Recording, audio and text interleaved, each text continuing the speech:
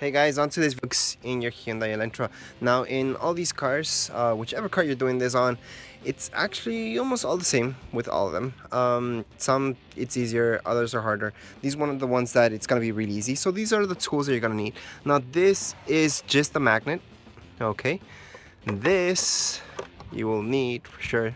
Let me just show you the size so you guys know what I'm talking about. Let me just focus that in.